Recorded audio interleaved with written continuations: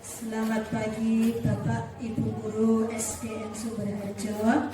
Yang terhormat Bapak Kepala Sekolah Bapak Kamari.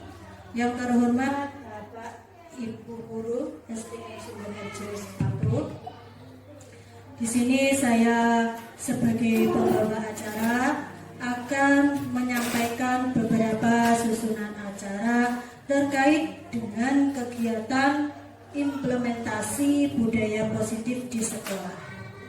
Ya, untuk acara pertama yaitu pembukaan. Mari kita baca dengan bacaan Bismillah. Kedua kalinya akan diberikan sambutan. Sambutan pertama dari Bapak Kepala Sekolah yaitu Bapak Dr. Andes Kamari. Kemudian sambutan yang kedua yaitu acara sosialisasi diseminasi budaya positif. Acara yang ketiga yaitu penutup atau doa. Untuk sambutan pertama, beliau Bapak Kamari, kula persilakan.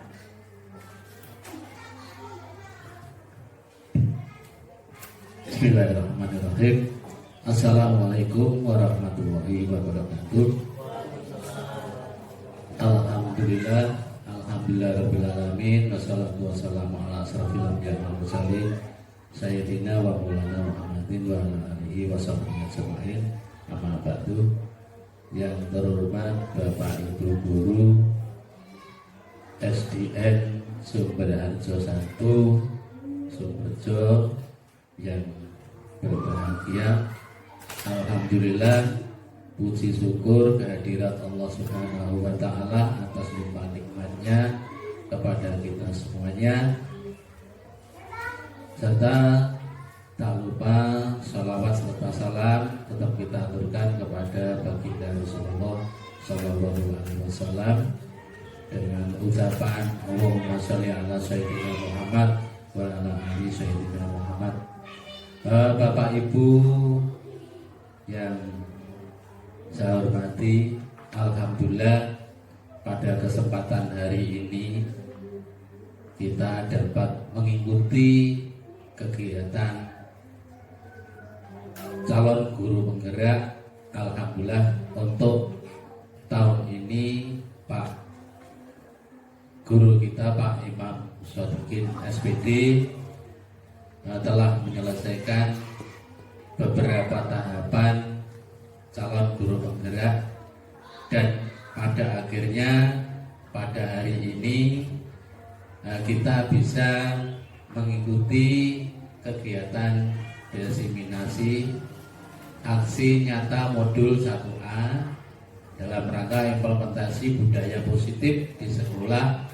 Mudah-mudahan apa yang diperoleh oleh Pak Imam Sodikin SPD dalam mengikuti kegiatan guru penggerak, setidaknya yang pertama adalah bisa membawa sekolah kita menjadi sekolah yang lebih baik, dan yang kedua, harapan kami setelah lulusnya Pak Imam Sodikin mengikuti guru penggerak ini bisa memberikan motivasi kepada guru yang lain untuk mengikuti jejak Pak Imam Sodikin, setidaknya bisa mengikuti program pemerintah yang dicanangkan di tahun ini dalam kurikulum Merdeka Belajar, yaitu mengikuti guru penggerak. Mudah-mudahan Bapak Ibu semuanya bisa mengikuti kegiatan tersebut secara sekaligus untuk meningkatkan kompetensi kita dalam rangka pelayanan pendidikan di sekolah kita. Untuk selanjutnya, harapan kami apa yang diperoleh oleh Pak Imam Sotikin selama mengikuti guru penggerak tidak hanya sekedar dimiliki oleh Pak Imam Sotikin sendiri, namun pengalaman dan ilmu yang diperoleh selama mengikuti guru penggerak ini setidaknya nanti bisa diberikan kepada teman yang lain, baik itu terkait dengan kebijakan-kebijakan yang ada maupun potensi-potensi yang kita butuhkan dalam rangka pelayanan pendidikan, pelayanan kepada peserta didik, agar anak-anak kita bisa memperoleh pengetahuan, memperoleh ilmu yang kita harapkan, dan kelak nanti apabila mereka, anak-anak kita itu sudah lulus, bisa menerapkan karakter ataupun ilmu yang diperoleh di sekolahan ini di lingkungan mereka masing-masing. Dan untuk selanjutnya, untuk Bapak Ibu guru semuanya, meskipun Bapak Ibu guru yang belum bisa mengikuti apa yang diikuti oleh Pak Imam Sotikin, setidaknya kita juga memberikan motivasi kepada Pak Imam Sotikin agar Pak Imam Sotikin bisa menyelesaikan tugas-tugasnya yang insya Allah selama 6 bulan ke depan bisa terselesaikan dan bisa mengikuti semua kegiatan-kegiatan dan tidak mengalami kendala apapun. Jadi intinya dengan adanya guru penggerak di sekolah kita, secara otomatis kita sudah mengalami kemajuan satu langkah untuk lebih maju, untuk lebih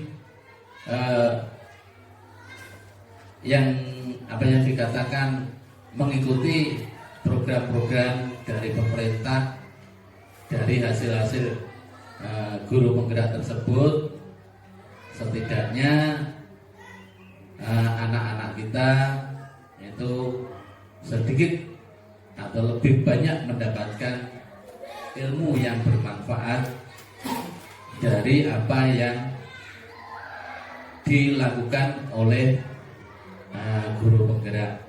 Secara otomatis ya, ini guru penggerak yang diikuti oleh teman-teman guru yang ada di SDN Sumber Harjo 1 itu sudah memberikan warna bahwa SDN Sumber Harjo 1 ini akan menapak sedikit ke depan yang menyongsong program pemerintah terkait dengan kurikulum Merdeka Belajar. Saya kira itu yang dapat saya sampaikan. Mudah-mudahan harapan kami kepada Bapak Ibu guru semuanya yang belum bisa mengikuti mendaftar sebagai calon guru penggerak, mudah-mudahan dengan sosialisasi yang disampaikan Pak Imam Sotikin SPD nanti, hati Bapak Ibu guru semuanya bisa tergerak dan mengikuti program calon guru penggerak untuk tahap-tahap berikutnya. Saya kira itu yang dapat saya sampaikan. Kurang lebihnya mohon maaf yang setulus-tulusnya. Saya akhiri. Assalamualaikum warahmatullahi wabarakatuh.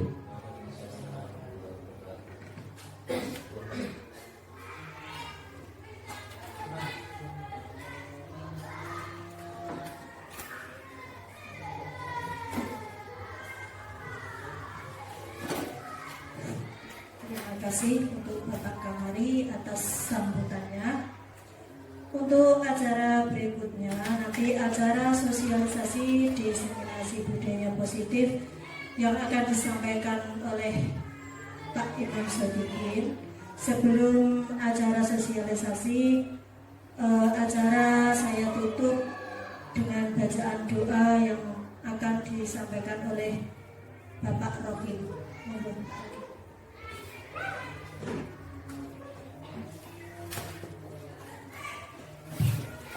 Assalamualaikum warahmatullahi wabarakatuh. Sebelum doa dibaca, mari kita niatkan semoga apa yang diharapkan oleh Bapak Imam Sodikin sebagai calon guru penggerak, semoga lulus dengan hasil yang sempurna. Amin Allahumma amin. Al-Fatihah. A'udzubillahi minasyaitonirrajim. Bismillahirrahmanirrahim. Alhamdulillahirabbil alamin arrahmanir rahim maliki yaumiddin. Iyyaka na'budu wa iyyaka nasta'in ihdinas siratal mustaqim siratal ladzina an'amta 'alaihim ghairil maghdubi 'alaihim waladdallin.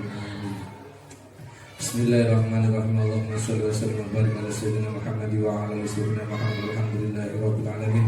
Hamdan syakirin, hamdan naimin, hamdan yafi ni'man wa yukafi mazida. Ya Rabbana lakal hamdu kama yanbaghi li jalali wajhikal karim wa 'azimi sultanik. Allahumma ighfir lana dzunubana wa li walidayna warhamna kama rabbayana shighara. Allahumma ya Allah, Allahumma bihawaija wa hasuna wa sudahu. Allahumma yassir umurahu. Allahumma yassir umurahu. Allahumma yassir umurahu. Ya Allah ya Rahman ya Allah ya Rahim, irhamna. Allahumma nas'aluka salamatan fid dunya wa wal akhirah wa 'afiyatan fil jasad wa ziyadatan fil 'ilmi wa barakatan fil rizqi wa tawbatan qabla al-maut wa rahmatan indal maut wa maghfiratan ba'da al-maut. Allahumma hawwin 'alaina fi sakaratil maut wa mujadan min al-bala fa'al hisab. Rabbana la tuzigh qulubana ba'da idh hadaytana wa hab lana min ladunka rahmatan innaka antal wahhab. Allahumma shalli ala sayyidina Muhammadin sholatan taghfiru biha dzunub wa tuslihu biha al-qulub wa tanqalbu bi subhatal biha ala alihi wa sahbihi man ilaihi mansub. Tahassun bi izzati wal jalal ba'da syuhud bi rabbil malaikati wa tawakkal wal hayat wa yamin. Allahumma subhana hadzal bala wa la bala min syurada bil lutfika ya latif ya khabir innaka ala kulli syai'in qadir. Rabbana zalamna anfusana wa illam taghfir lana wa tarhamna lanakunanna minal khasirin.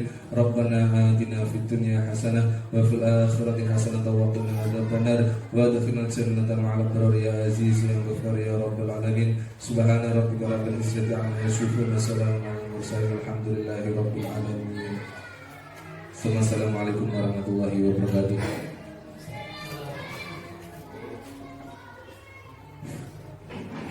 Sampai di sini saya sebagai pembawa acara akan mengundurkan diri. Sebelumnya saya minta maaf apabila ada kata-kata yang kurang berkenan di hati panjenengan. Wassalamualaikum warahmatullahi wabarakatuh.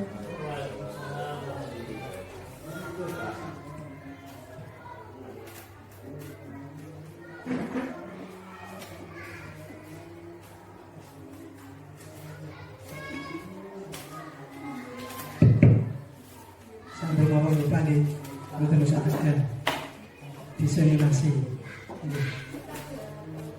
Terima kasih kepada pembawa acara yang telah mendukung acara pada pagi hari ini.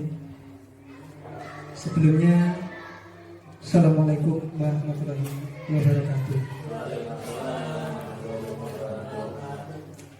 Pertama, mari kita panjatkan rasa puji syukur kita kehadirat Allah Subhanahu wa Ta'ala, yang mana pada kesempatan pagi hari ini kita masih diberikan kesehatan, diberikan kesempatan untuk dapat selalu melakukan aktivitas yang membawa manfaat untuk orang lain, khususnya bagi diri kita sendiri.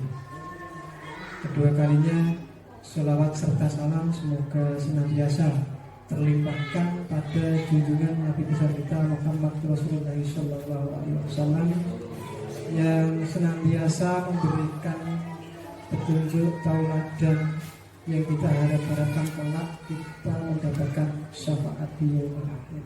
Amin ya rabbal alamin.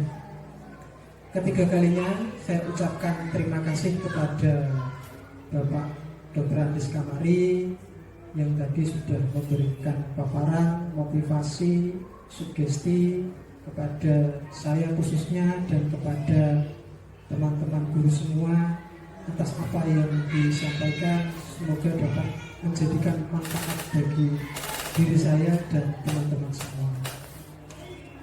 Berikutnya, saya di sini sebagai CGP, calon guru penggerak angkatan 9 yang berangkat dari unit kerja SDN Sumberharjo 1, Kecamatan Sukoharjo, Kabupaten Bojonegoro, yang alhamdulillah tahun 2022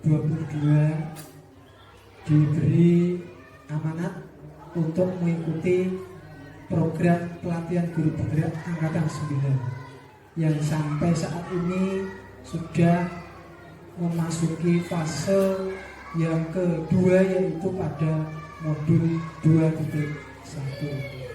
Jadi apa yang sudah saya laksanakan itu tidak semata-mata atas jerih payah ataupun hasil dari saya sendiri, tapi merupakan kerjasama dan dukungan motivasi yang diberikan oleh Bapak Kepala Sekolah dan teman-teman guru semuanya. Jadi masukan, saran, motivasi itu sangat berarti bagi diri saya untuk selalu memberi saya dorongan supaya saya lebih bersemangat untuk mengikuti bahkan sampai menyelesaikan pada tahap akhir nanti. Bapak Ibu guru semuanya, pada pagi hari ini merupakan tagihan aksi nyata yang sebetulnya merupakan tugas daripada diri saya pribadi, yaitu untuk melakukan desiminasi. Desiminasi itu istilah yang terbaru, yang dulu namanya istilahnya sosialisasi, tapi memiliki makna yang sama. Kalau desiminasi itu diambil dari kamus bahasa, istilahnya pembibitan. Jadi pembibitan itu dimulai dari awal sampai akhir, sampai nanti memanen. Ini memiliki proses ataupun tahapan-tahapan yang tidak boleh kita tinggalkan. Itu ya. Jadi secara umum desiminasi itu adalah sosialisasi. Untuk hari ini beserta dukungan dari teman-teman semuanya serta Bapak Kepala Sekolah, nanti kita akan mencoba untuk menggali, menginventarisir kekuatan serta kelemahan yang ada di sekolah kita, untuk selanjutnya nanti dari hasil dari ini bisa kita jadikan refleksi dan sekaligus sebagai tindak lanjut ke arah yang lebih baik. Sampun ya tentang desiminasi. Jadi istilahnya sama, sosialisasi. Berikutnya, salam dan bahagia untuk Bapak Guru semuanya. Ini adalah salam yang memberikan sugesti. Jadi diharapkan kita setiap hari sebelum berangkat ke sekolah, hati kita itu tertata dengan baik, kita memiliki motivasi dengan cerah, memiliki kebahagiaan pada hari kita ketika nanti kita sampai di sekolah, kita bertemu dengan murid-murid kita dengan ceria. Itu yang diharapkan. Jadi ini salam yang merupakan karakter daripada guru penggerak itu ini. Salam dan bahagia untuk kita semuanya. Jadi upah yang hari ini tidak bahagia mungkin itu berarti rugi ya. Jadi kebahagiaan itu dilahirkan dari diri kita sendiri. Mungkin ada dari orang lain, teman di sekitar kita yang selalu memberi motivasi, dukungan pada diri kita. Itu juga bisa. Tapi yang lain daripada diri kita sendiri, ini merupakan hal yang modal terbesar. Nah, ini nanti coba kita akan gali, coba kita akan belajar bersama-sama, coba nanti kita akan diskusikan. Berikutnya, nah, yang pertama yaitu apa makna dari budaya positif. Kita sering mendengar istilah tentang budaya. Ini sejak kita dulu belajar di bangku SD, kita sudah kenal yang namanya budaya. Apakah budaya itu seperti tontonan wayang? Mungkin secara sekilas itu betul, tapi itu merupakan bagian dari sebuah contoh kontekstual dari kebudayaan itu sendiri. Sebetulnya budaya ini sudah ada, sudah panjenengan lakukan tiap hari di lingkungan terkecil di keluarga ataupun di lingkungan sekolah dan lingkungan masyarakat. Jadi budaya itu merupakan hal-hal positif yang sudah sering kita lakukan, yang muncul dari kebiasaan-kebiasaan diri kita sendiri. Ini secara spesifik. Kalau secara umum berarti berkaitan dengan nilai-nilai luhur yang ada di lingkungan kita. Apa kaitannya dengan budaya positif? Positif ini berarti baik. Ngerti nggih? Positif itu baik. Berarti budaya yang berkaitan dengan hal-hal yang baik, yang nanti akan coba kita pelajari, kita telaah ataupun kita cari budaya positif apa yang ada di lembaga sekolah kita. Yang kedua, apa contoh penerapan budaya positif yang telah kita terapkan? Mungkin dari panjenengan semua ada yang bisa memberikan gambaran contoh budaya positif itu apa yang bisa kita temukan di lingkungan sekolah. Mungkin dari Bu Musarafah. Ada Pak, kemarin Pak, murid saya Pak, saya sedang menulis guru ingin minta salib pada saya. Itu budaya positif dari hal yang terkecil. Jadi ketika ada seorang siswa yang melakukan hal positif, panjenengan sakit amati tiap hari dari hal yang paling kecil seperti yang saya buatkan contoh tadi, itu merupakan bentuk daripada budaya positif. Sudah diterapkan, berarti sudah mungkin lewat pembelajaran yang panjenengan setiap hari tidak sengaja tersampaikan. Itu, ya. Berikutnya, nah ini, jadi budaya positif di sekolah itu yaitu nilai-nilai dan kebiasaan-kebiasaan di sekolah yang berpihak pada peserta didik agar mereka dapat berkembang menjadi pribadi yang kritis, penuh hormat dan bertanggung jawab. Ini budaya positif. Kesimpulannya apa? Berarti kebiasaan-kebiasaan yang muncul di lingkungan sekolah, bahkan di lingkungan kelas yang sudah sering dilakukan oleh murid, oleh sesama guru, yang akhirnya kalau peserta didik itu bisa menerapkannya dalam perkembangannya akan menjadi pribadi yang kritis. Pribadi yang kritis itu bukan komen terus, bukan roh hal-hal yang negatif atau positif dilakukan, bukan itu ya. Bersikap kritis itu bisa menerima masukan, bisa menerima perbedaan dari teman yang ada di lingkungan kelas. Jadi kalau temannya ada yang memiliki barang yang tidak dimiliki oleh dia sendiri, maka dia tidak merebutnya. Itu malah salah satu contoh. Ya. Penuh hormat. Penuh hormat. Bagaimana ini maksudnya Bapak? Pak Mundar mungkin tahu penuh hormat itu yang bagaimana? Saling menghargai. Bagus, ya. Saling menghargai. Ya, saling menghargai itu merupakan bentuk daripada rasa hormat. Berikutnya, dan bertanggung jawab. Bertanggung jawab itu dari hasil apa yang sudah peserta didik lakukan, yang nanti akan menghasilkan sebuah tindakan itu sendiri bisa diterima, dilakukan dengan rasa sadar tanpa adanya paksaan ataukah impeachment. Impeachment itu dalam arti didedengi, ya, misalnya akan diberikan sanksi dan lain-lain. Itu merupakan bentuk bertanggung jawab. Berikutnya, nah ini perubahan paradigma.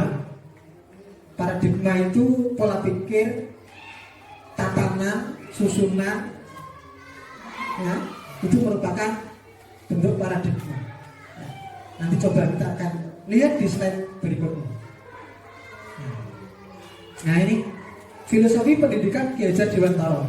Ini yang mendasari dari lahirnya budaya positif yang mengajarkan menggali budaya yang ada di Indonesia pada umumnya, yang sampai saat ini nilai-nilai luhurnya masih ada, masih kita terapkan, yang nanti bisa menjadikan ciri ataupun karakter bangsa Indonesia sendiri.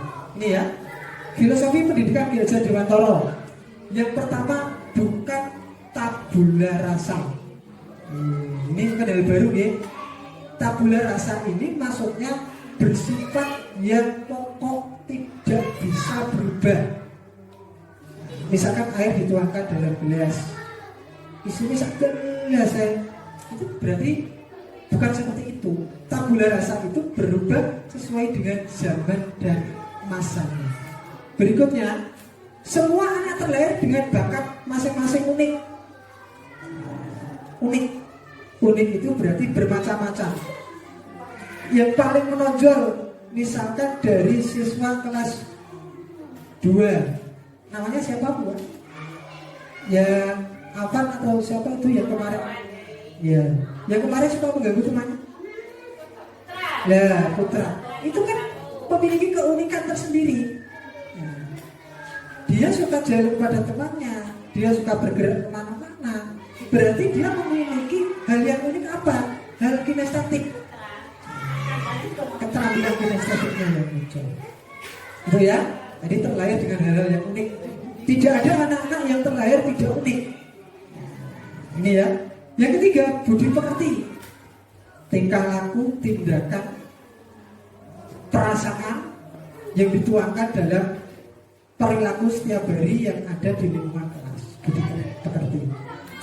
Berikutnya, tugas guru menuntut bakat tersebut agar anak tumbuh dengan selamat dan bahagia. Ini nanti menjadi tugas kita semua untuk menuntut, bukan mengajar ya.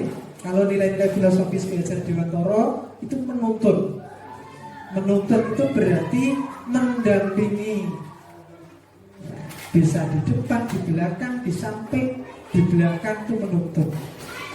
Dan mengarahkan bakat ya, anak tersebut agar tumbuh selamat dan bahagia. Ini hasil akhirnya. Jadi mungkin sampai saat ini belum nampak karena masih tahap anak-anak. Tapi nanti kalau sudah tahap fase dewasa ini akan kelihatan. Kelihatan dari apa? Tingkah lakunya positif, bahagia secara lahir dan batin. Ini yang paling utama. Berikutnya, guru ibarat petani, anak ibarat biji jagung. Guru itu sebagai petani atau pekebun, anak itu ibarat bibit jagung. Dari mulai ingin menanam jagung, yang dipilih pasti yang pertama adalah bibit. Jenisnya apa? Sedangkan satu kelas itu, kalau diumpamakan bibitnya itu pasti berbeda-beda. Iya jagung, tapi nanti kan berbeda-beda bawaannya. Karena peserta didik itu adalah makhluk atau manusia yang memiliki karakter yang berbeda. Ini, jadi guru itu ibarat petani, anak ibarat biji jagung. Ini hanya perumpamaan menurut nilai-nilai filosofi pendidikan Ki Hajar Dewantara. Berikutnya, kodrat alam dan kodrat zaman. Ini, kodrat alam itu adalah lingkungan sekitar, era masa ini menentukan sekali terhadap perkembangan pendidikan anak itu sendiri. Itu kodrat alam dan zaman. Jadi misalkan kalau panjenengan lahir di tahun 90-an ya, pembelajaran masih bersifat konvensional, artinya belum menerapkan sistem-sistem pembelajaran yang berpihak pada anak. Anak hanya datang, duduk, mendengarkan penjelasan guru. Kalau membuat kesalahan, anak tersebut akan dihukum. Betul nih? Betul tadi? Nah, itu dulu tahun 90. Berarti kalau sekarang seiring dengan kodrat zaman perkembangan alam, pendidikannya sudah lain, berarti berkembang, ya. Itu. Yang berikutnya yang terakhir, berpihak pada anak, ini yang paling pokok. Jadi pendidikan itu harus berpihak pada anak, bukan berpihak pada guru. Kamu harus begini, kamu harus jadi ini, kamu nanti pulang sekolah harus mengerjakan PR. Tidak.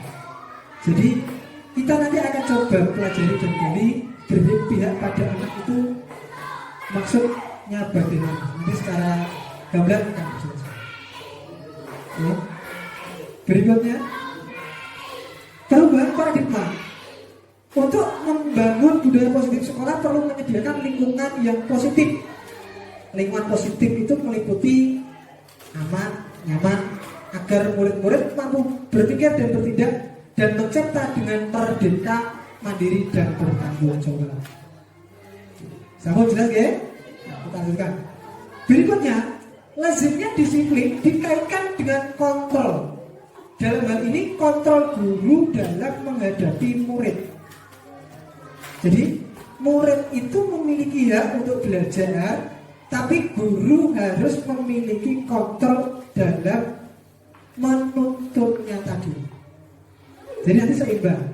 Jadi menuntut dengan mengontrol sesuai dengan ya, hak yang dimiliki oleh murid. Berikutnya,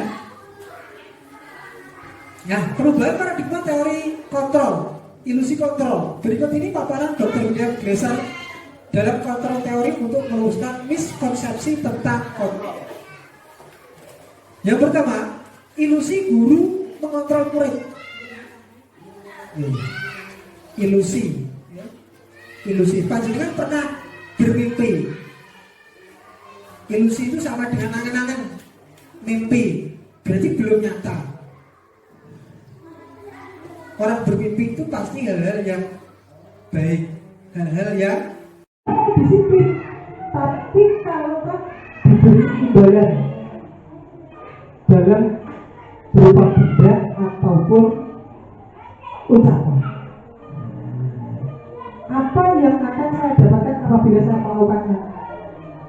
Ini juga sekarang hal yang tidak berani. Yang ketiga, untuk menghargai diri sendiri menjadi kita sesuai dengan kita. Saya akan menjadi orang seperti apa bila saya melakukan. Ini ada takdir, ini motivasi eksternal dari luar ini. Kalau yang ini motivasi eksternal, motivasi internal, tujuan disiplin positif. Tujuannya dia ketika ini. Saya akan menjadi orang yang bagaimana kalau saya nanti berdisiplin. Berikutnya, nah ini ada diagram lingkaran seperti telur. Yang paling tengah ini ada peraturan kelas. Nah, peraturan kelas yang dulu dibuat peraturan kelas. Terus ada keyakinan kelas, ada lingkungan positif yang nanti akhirnya akan timbul yang namanya budaya positif. Kalau yang dulu peraturan kelas itu dibuat ya yang buat guru, harus begini, harus begini, harus begini, harus begini.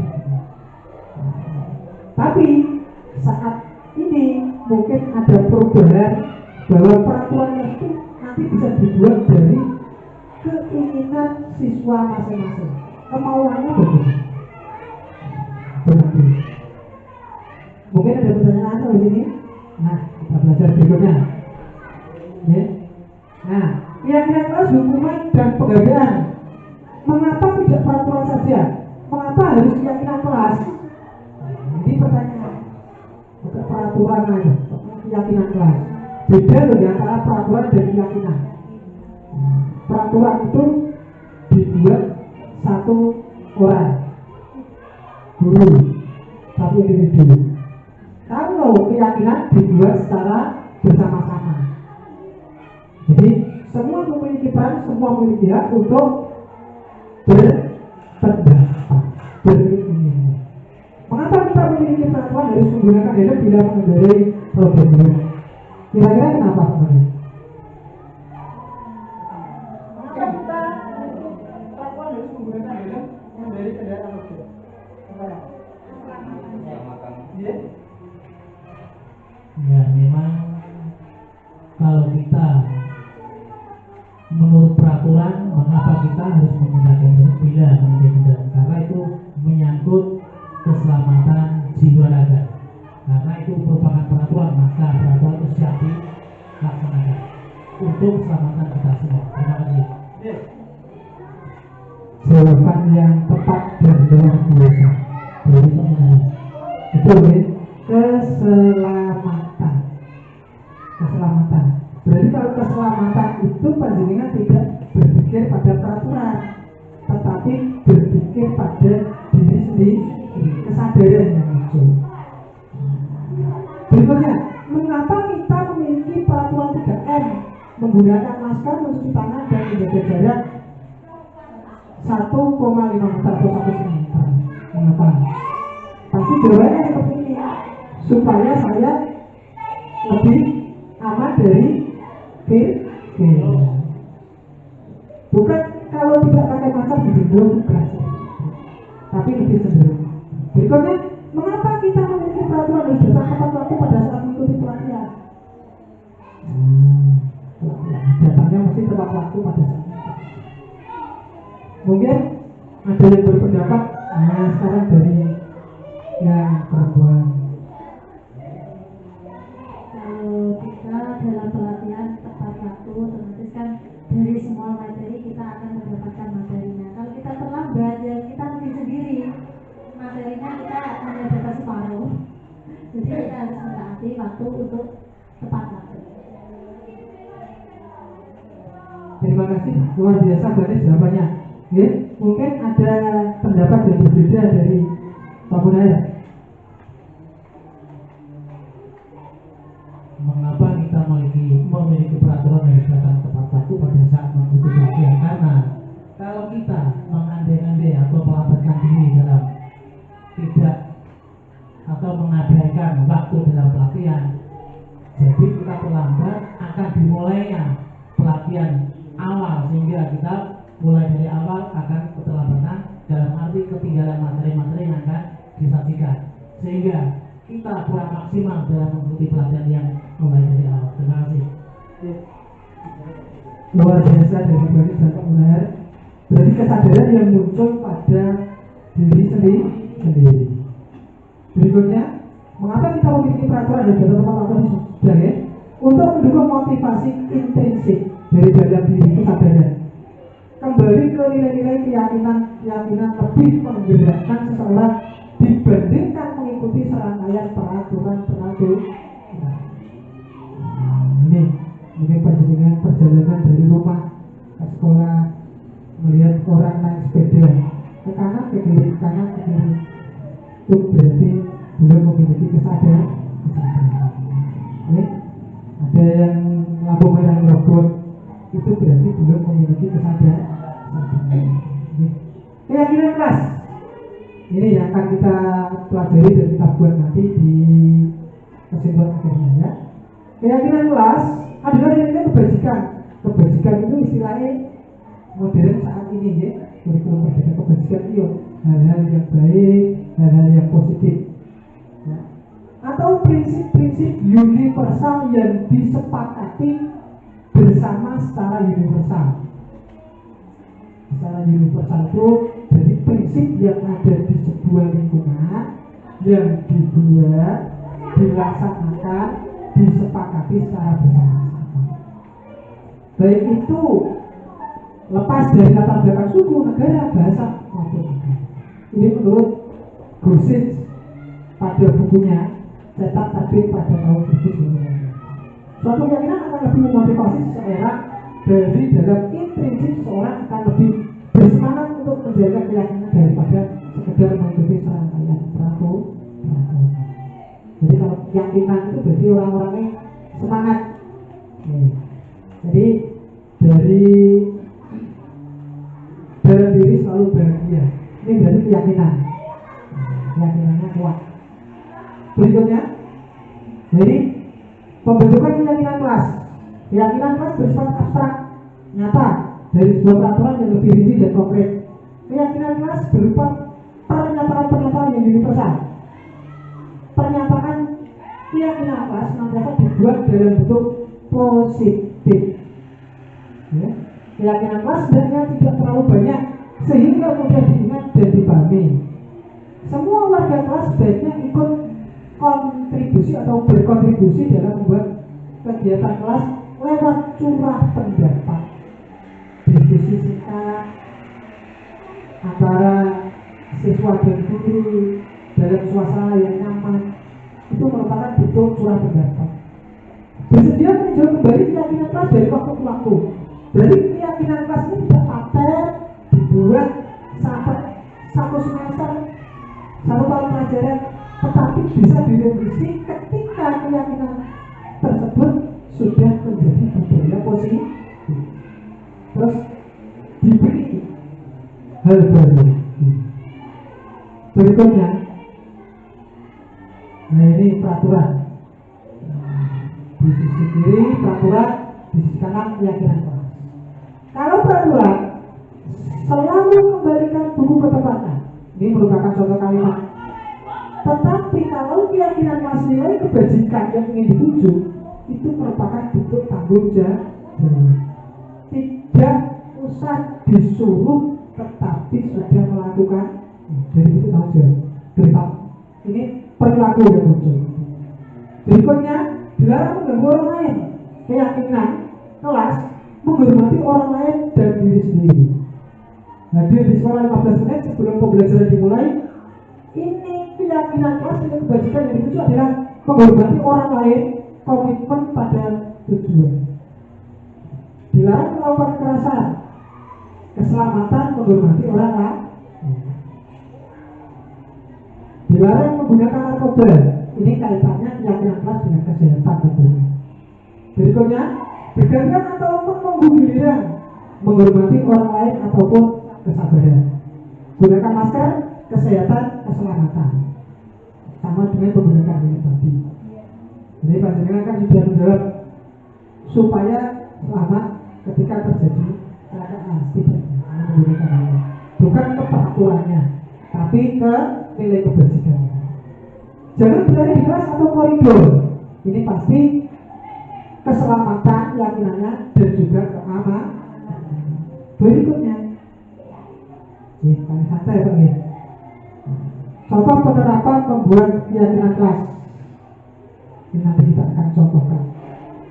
Contohnya nanti mari kita buat bersama-sama, hasil karyanya nanti bisa panjenengan buat untuk implementasikan di kelas.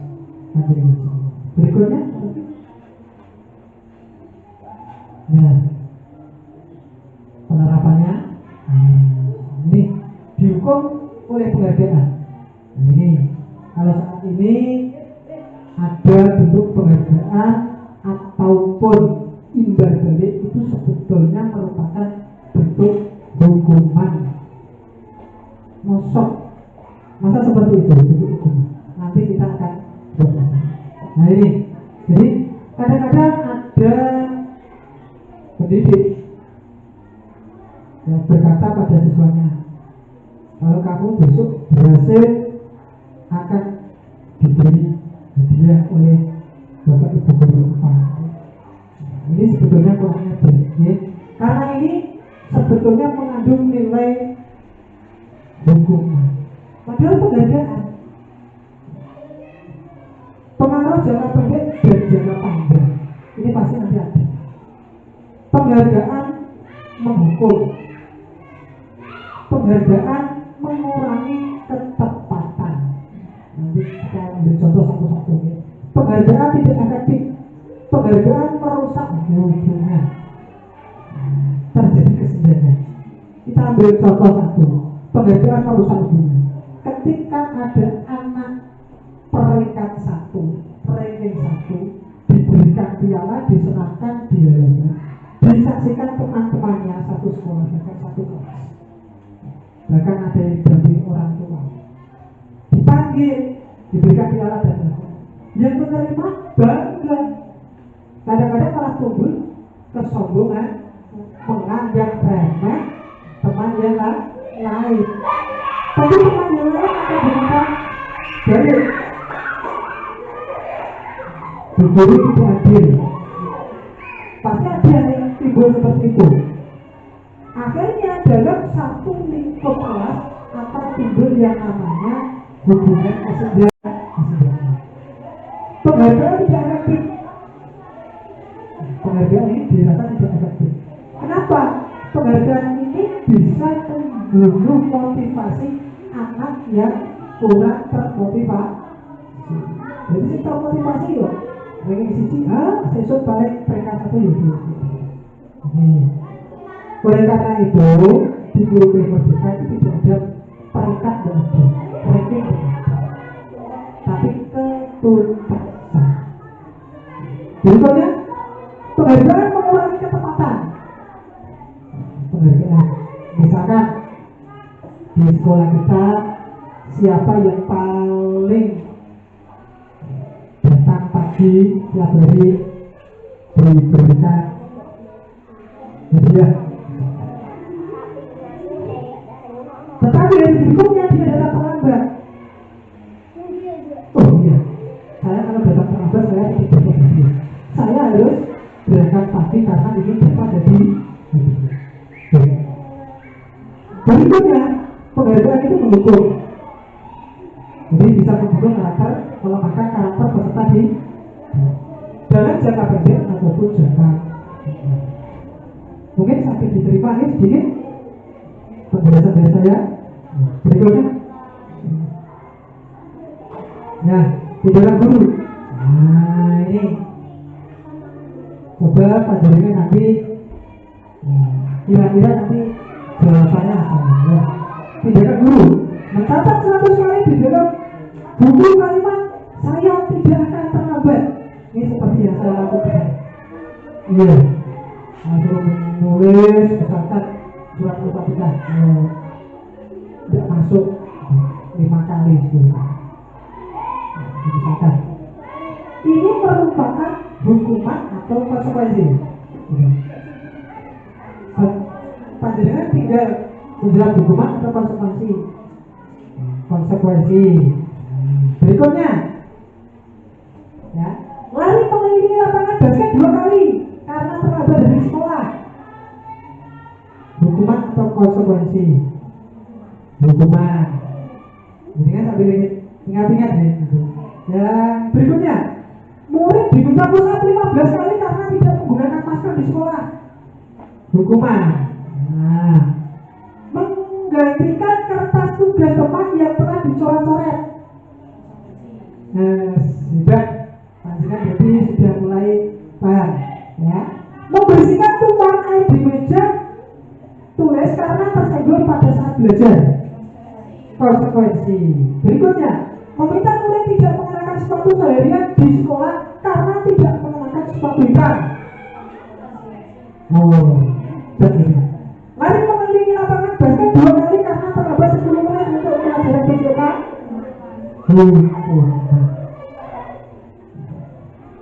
Coba sekarang kita lihat dulu. Lanjut. Nah, hukuman ini ya. Mencatat 100 kali dalam buku kalian. Saya tidak akan terlambat. Hukum. Hukum ya. Karena terlambat sekolah. Ya. Ini perlu menggunakan penekanan pasal ya. Panjenengan ada. Mencatat 100 kali dalam buku kalimat. Saya tidak akan terlambat. Ini kan penekanannya kan menggunakan ada yang intonasi di hukuman konsekuensi, menggantikan kata sudah teman yang telah dicoret. Berarti kalau konsekuensi ini dengan kesadaran, tidak dengan diberi perkataan ataupun tindakan yang menghukum. Mau disuruh menggunakan sepatu di sekolah, mengenakan seharian di sekolah karena tidak mengenakan sepatu ini. Lari mengelilingi lapangan basket dulu karena terlambat sebelum untuk pelajaran BCK. Kenapa ini konsekuensi? Karena ada lari tadi berkaitan dengan pelajaran pendidikan jasmani, olahraga dan kesehatan. Berikutnya menarik lagi materi dari guru penggerak. Ini perbedaan hubungan dan konsekuensi. Kalau hubungan itu sesuatu yang menandakan harus terjadi, membuat anak sakit fisik maupun sakit hati untuk jangka waktu lama. Anak membenci kedisiplinan, paksaan, mendorong anak menyakiti diri sendiri. Konsep diri yang buruk, anak belajar untuk menyembunyikan kesalahan. Marah, rasa bersalah, dipermalukan, merasa tak dihargai. Konsekuensi, sesuatu harus terjadi, membuat anak merasa tidak nyaman dalam jangka waktu pendek. Anak menghargai disiplin, siklus tanggapan, mendorong anak agar bisa menyesuaikan diri. Konsep diri yang baik, anak belajar untuk beribadah. Berikutnya, kebutuhan dasar manusia. Kita semua yang hidup di dunia, ya, tiap hari yang melakukan aktivitas ini pasti punya tujuan. Ya. Tujuan yang paling utama, yang pertama, panjenengan pilih tujuan. Ini gini, cinta kasih diterima. Karakter, ini kebutuhan dasar manusia. Ini kalau dalam kelas berarti anak itu memiliki kebutuhan, dia minta diperhatikan, disayangi, dihargai oleh teman yang ada di sini, apalagi oleh guru. Ini kita kasih bisa terima. Yang kedua, penguasaan. Dia memiliki kebutuhan dasar untuk menginginkan sesuatu yang dia inginkan. Terus kebebasan. Kebebasan dalam arti di sini peserta didik memiliki sesuatu keinginan supaya dia ketika melakukan hal tidak ada orang yang mengekangnya. Itu kebebasan. Yang terakhir ini kesenangan. Jadi kalau cinta kasih diterima pasti akan melahirkan kesenangan. Jadi anak-anak cenderung memiliki kebutuhan dasar yaitu kesenangan. Ini berlaku juga untuk orang dewasa. Contohnya ini sudah menurut pengalaman yang dituliskan dalam sebuah analisis buku. Ya, ada 4 berikut. Sadar, pernah, papan, adonan. Itu orang Jawa mengatakan seperti itu. Berikutnya, ini kan? Berikutnya, nah kita lihat, ini ada sebuah kasus. Contoh, ibu ini guru kelas 5 di SD Pelita Hati, sedang bingung menghadapi ulas salah satu murid di kelasnya yang bernama Agus. Beberapa anak telah datang dan mengeluhkan Agus yang sering kali meminta bekal makan siang mereka dengan paksa, jadi merebut milik teman. Jika Anda menghadapi situasi seperti ini, apa yang akan Anda lakukan menurut Anda? Kira-kira apa alasan Agus melakukan hal itu? Pertanyaan yang pertama, apa yang akan Anda lakukan? Bu, saya, kamu panggil dimarahi atau bagaimana?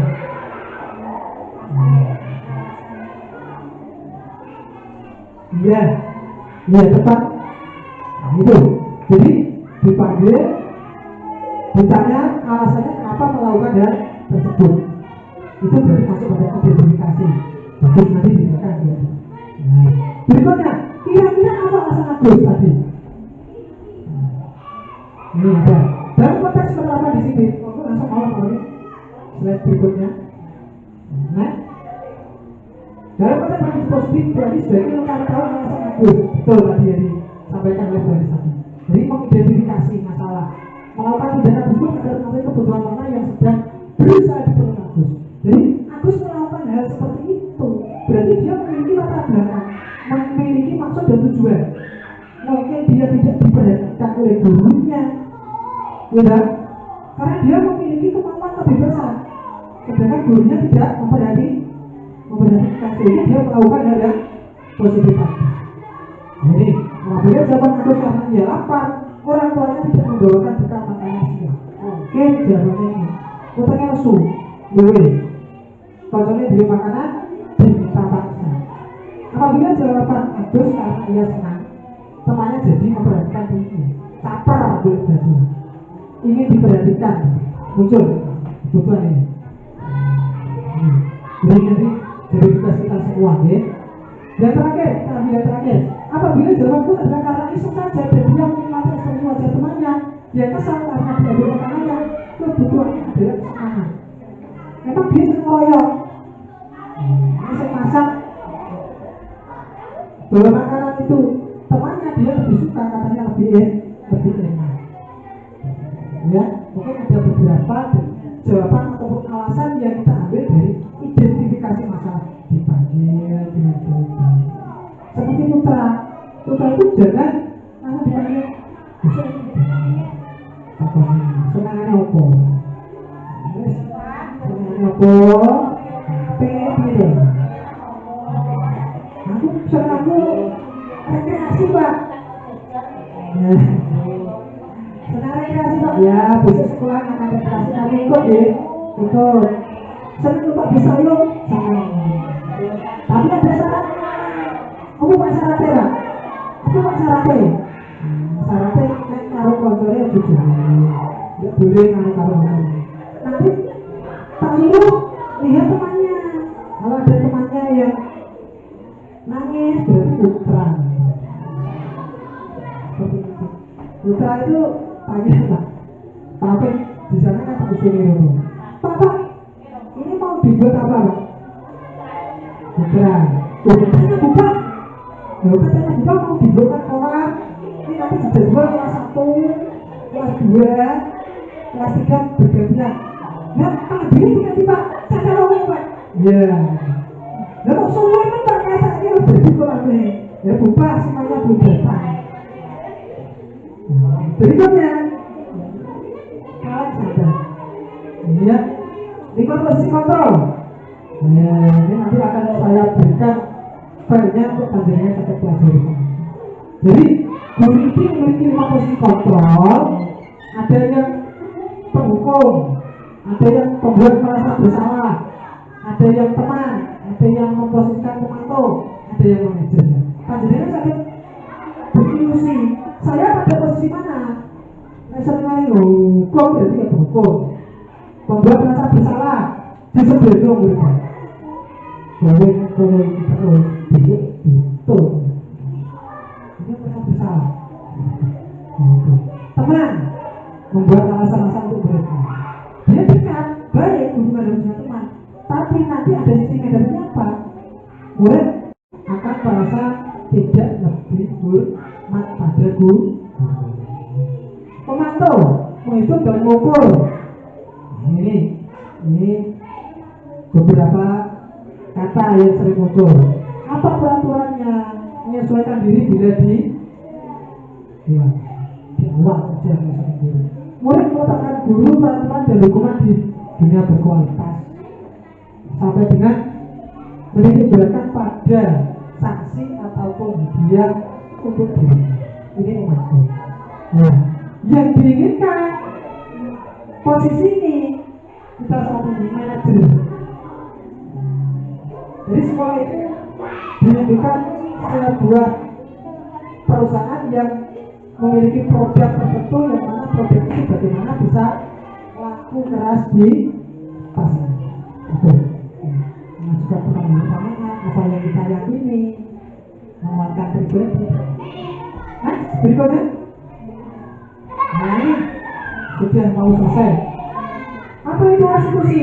Nah, ini hubungannya dengan hukuman tadi. Restitusi. Restitusi adalah proses menciptakan kondisi bagi murid untuk memperbaiki kesalahan mereka, sehingga mereka bisa kembali pada kelompok mereka dengan karakter yang berbeda. Ini restitusi. Proses menciptakan kondisi.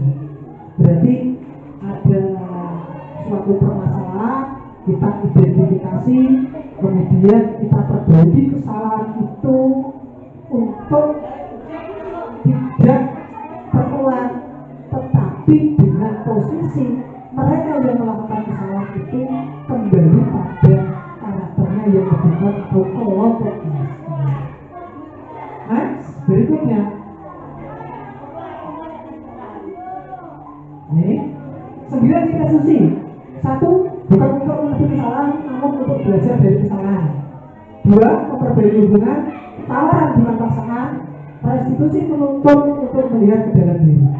Sampai yang 9. Restitusi mengembalikan murid dan berbuat salah pada kelompok. Ini ya, ini ciri-ciri restitusi. Jadi tidak ada hukuman di sini. Adanya adalah tawaran, menuntut, mencari cara yang paling baik untuk memperbaiki, fokus pada karakter, fokus pada pekerjaan. Ini ciri restitusi. Berikutnya, next. Nah, ini segitiga restitusi. Ini diibaratkan tadi ada salah satu anak yang memerlukan bimbingan ataupun sering melakukan tindakan-tindakan yang merugikan teman lain. Panjenengan saged menerapkan 9 cara tadi dengan menggunakan segitiga restitusi. Ini menstabilkan identitas. Jadi yang disampaikan dari tadi menstabilkan identitas. Nah, identifikasi masalah apa latar belakang yang menjadi hal yang dilakukan tadi. Kemudian memvalidasi tindakan yang salah. Divalidasi. Oh, berarti kamu yang melakukannya. Kamu telah membuat kesalahan ini. Divalidasi. Kesalahannya bentuknya apa? Kemudian menanyakan keyakinan. Keyakinan ini sekarang sudah disusun di awal nih. Kesepakatan kelas tadi dia ditanya. Dengan kamu melakukan hal seperti itu, berarti kamu telah melanggar keyakinan kelas yang apa? Pasti dia akan menjawab. Jawabannya pasti sesuai dengan kesepakatan yang telah dibuat. Jadi setelah itu nanti akan ditemukan beberapa solusi atau tawaran untuk memperbaiki tindakan negatif. Next, terima kasih penerapan segitiga restitusi. Nanti terima kasih. Tepat 1 jam.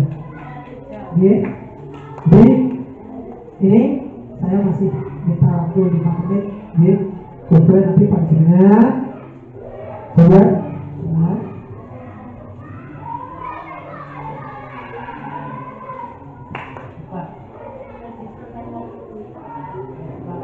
Nilai-nilai kebajikan yang ada di kelas ini nanti seumpama ini adalah kelas kita nih, satu sekolah. Jadi nanti nilai kebajikan panjenengan menginginkan yang bagaimana. Nilai kebajikan itu termasuk bergotong royong, saling menghormati, suka menolong. Itu kan nilai kebajikan nih. Kasih sayang.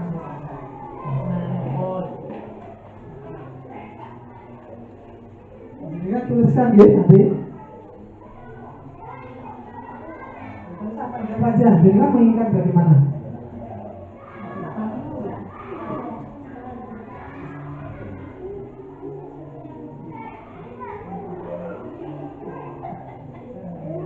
Mungkin ini ada speaker. Oh ini, saya mungkin bisa terbaca.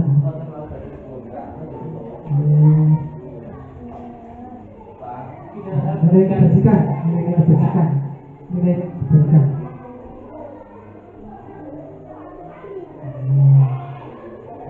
Jenengan menginginkan bagaimana? Jenengan kan sebagai siswa mengucapkan salam sebelum masuk kelas. Nilai kebajikan apa? Saling menghormat. Ini bu, ada boleh.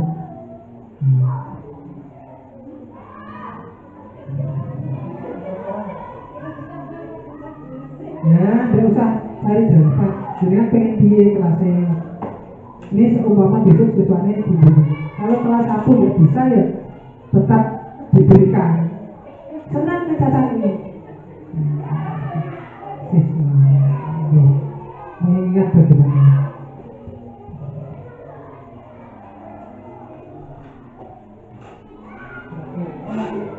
Satu kalimat tadi ini nilai itu ya. Oke. Nanti yang sudah saya ditambah tergini papan kertas krono yang sudah disediakan di depan ini. Panjenengan langsung tambah di sini.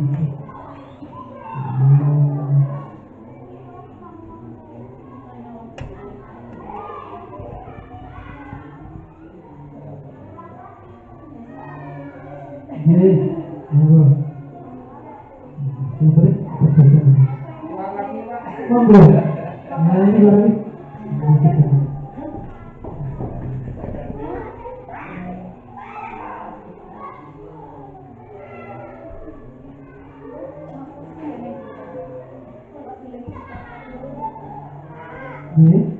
Nah, jadi kamu ingat bagaimana ya? Nah, selalu datang tepat waktu di sekolah.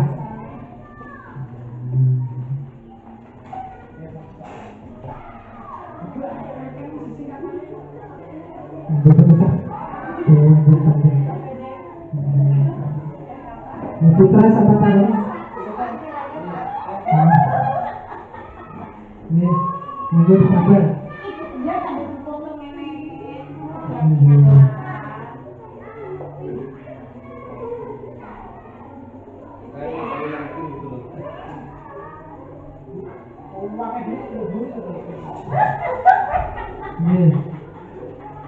Apa ya? Sekarang kalau sudah, coba akan saya bacakan, keinginannya panjenengan, Jadi keinginan itu boleh diarahkan, tapi tidak boleh disuruh. Diarahkan boleh, tapi tidak boleh disuruh. Mengucapkan terima kasih apabila dikasih bantuan ataupun makanan dan lain-lain. Ini nilai kebajikannya apa? Terima kasih, diberi, bersyukur, saling menghormat,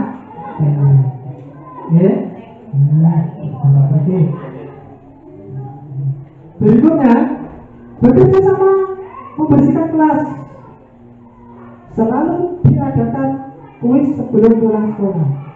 Kalau bekerja sama nilai kebajikannya apa? Gotong royong.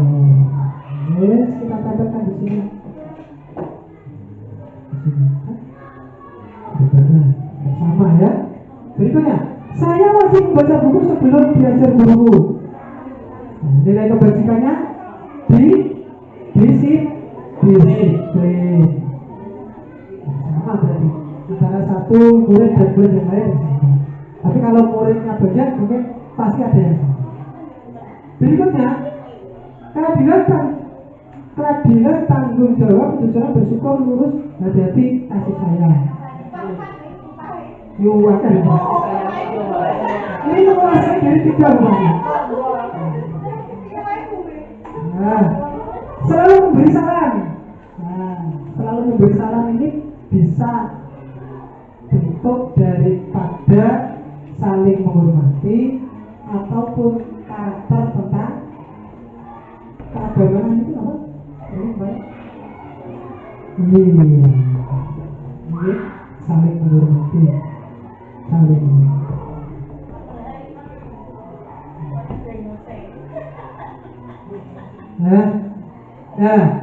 setelah panjenengan susun seperti ini Bu, nanti anak bisa disuruh untuk ikut menuliskan dalam tulisan karyanya sendiri, terus ditempel, panjenengan jelaskan, diberi penguatan, diberi refleksi, supaya nanti apa yang sudah dibuat ini untuk dilaksanakan dengan sebaik-baik. Jadi tidak ada paksaan. Jadi dia boleh, aku tahu nulis kayak sih. Oh aku berarti. Berarti nanti kamu kalau melanggar itu, bukan melanggar ya, kamu tidak melakukan itu. Seharusnya apa yang kamu berbuat? Kalau dia tadi merebut makanan temannya, dia pasti akan mengatakan saya akan meminta maaf. Jadi panjenengan bisa buat seperti contoh yang sudah ada di kelas saya nanti ya, panjenengan bisa. Mungkin sampai dengan penjelasan saya tadi sampai singkat? Ada pertanyaan? Cukup ya? Nah, nanti kalau sambil berjalan di lain waktu kita bisa saling berkolaborasi. Intinya pendidikan guru penggerak itu sangat unik dan menarik. Jadi apa yang belum kita ketahui dari hal sedikit kita akan tahu selanjutnya nanti bisa kita terapkan dalam pembelajaran kita sehari-hari. Saya ucapkan sekali lagi terima kasih atas waktu yang diberikan dan dukungan dari Bapak Kepala Sekolah beserta teman-teman semuanya. Saya harapkan motivasi dan dukungan untuk memotivasi diri saya supaya saya dapat terus melangkah sampai dengan nanti di akhir pendidikan guru penggerak. Dan jangan canggung-canggung, kita nanti saling belajar berinovasi, karena kesuksesan itu tidak hanya ditentukan oleh satu dua orang, tapi ditentukan oleh sebuah kerjasama yang sekian apa yang dapat saya sampaikan. Dari topik berhidayah, dari bawah hidayah. Wassalamualaikum warahmatullahi wabarakatuh.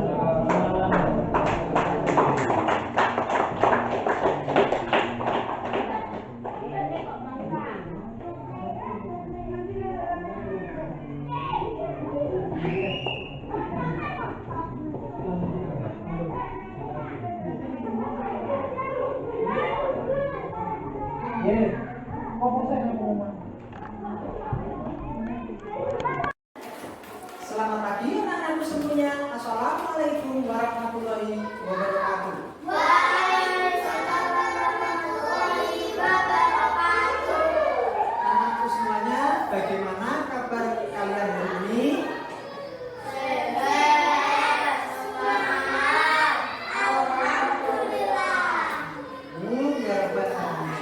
Terima kasih anakku semuanya. Anakku semuanya, pada pagi hari ini nanti kita akan membuat kesepakatan kelas ataupun keyakinan kelas. Keyakinan kelas ini nanti kita buat untuk kelas kita supaya menjadi kelas yang baik, aman, dan nyaman. Apa itu keyakinan kelas? Keyakinan kelas adalah kesepakatan yang kita buat bersama-sama. Kita patuhi bersama-sama, kita laksanakan bersama-sama dengan tertib. Nah, anak-anak nanti silakan menuliskan keinginan kalian bagaimana terhadap kelas kita. Keinginan yang positif, keinginan yang baik. Nanti silakan anak tuliskan. Jadi keinginannya dia mungkin tidak sama dengan keinginannya Mas. Silakan anak-anak dituliskan dengan rapi, dengan baik di kertas post-it yang akan dapat dibuka.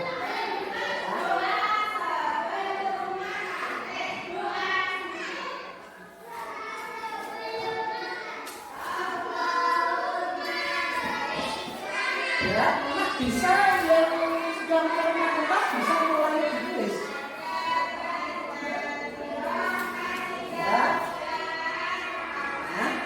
Bisa mulai ditulis ya. Nah, berikutnya untuk kertas yang warna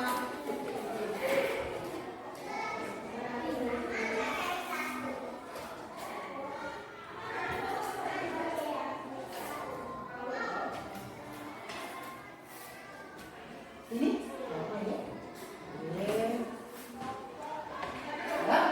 ya, sekarang bisa mulai dituliskan keinginan kalian bagaimana ya, keinginan yang positif terhadap kelas kita. Silakan guru beri waktu 2 menit untuk menulisnya. Sudah? Ya, sekarang kalau sudah selesai, nanti silakan anak-anak maju untuk meletakkan kertas yang sudah kalian tulis ke papan tulis. Ada 2 warna ya.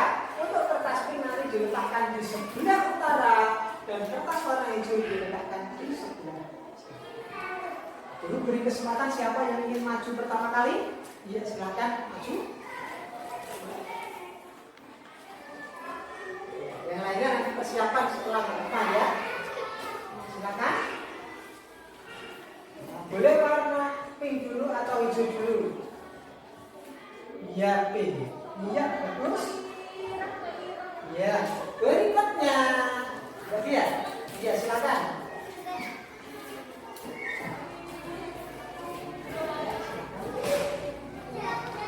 Ya. Berikutnya lagi, ayo. Siapa lagi? Ya, yang laki-laki. Iya, Mas Dala. Iya, silakan. Iya, bagus. Iya, terima kasih. Ayo masih 2. Iya, Mas Mimin. Nah, semangat Mas ya. Ya, terima kasih. Iya, tambahkan warna kuning. Berikutnya warna. Ayo masih 1. Nopal ini. Yang terakhir ya. Iya. Iya, terima kasih. Ya, tepuk tangan untuk kita semua.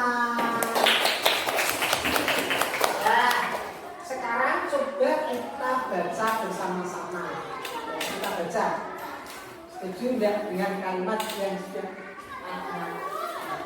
ya? Yang pertama, yang warna pink ya. Coba nanti kita baca. Anak-anak setuju nanti kita kelompokkan dari yang paling banyak kesamaannya. Ya, yang pertama saling tolong menolong. Setuju anak-anak? Setuju. Dulu letakkan saling tolong menolong di sebelah.